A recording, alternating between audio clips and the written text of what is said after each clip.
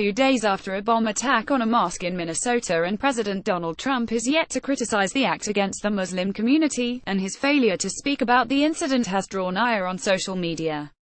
Early Saturday morning, an explosive device was thrown into the Dar al-Faruq Islamic Center in Bloomington, Minnesota. The blast killed no one as worshippers prepared for their morning prayers, but it caused damage to the imam's office.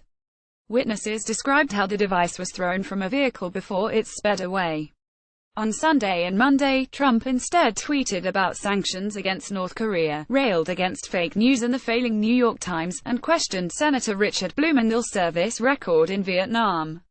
Daily emails and alerts get the best of Newsweek delivered to your inbox, but Minnesota Governor Mark Dayton has described the incident as an act of terrorism, and the Department of Homeland Security said it fully supports the rights of all to freely and safely worship the faith of their choosing, so Trump's inaction provoked censure on Twitter. Dear Real Donald Trump, there was an act of domestic terrorism at the Dar al-Faruq Mosque. Your silence is deafening. Sincerely, America, one user said in a tweet. Another wrote 24 hours after an act of terror at Minnesota's Dar al-Faruq Mosque, FBI investigates while POTUS plays golf. One joked the only thing missing from Trump's denunciation of the attack on a Minnesota mosque was a denunciation of the attack on a Minnesota mosque. Trump's silence on the attack follows similar periods of quiet after the January shooting at a mosque in Quebec that left 6 dead, the murder of a Muslim teenager in Virginia, and the Finsbury Park Mosque attack in London that left 1 dead, both in June. The White House commented on the last case, but Trump never directly addressed it himself on social media or in a statement.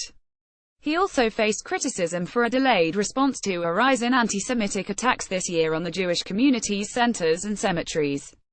But his critics say he is fast in his responses to attacks perpetrated by Muslims, even tweeting about the London Bridge attack inspired by the Islamic State militant group ISIS before police announced that it was an extremist act.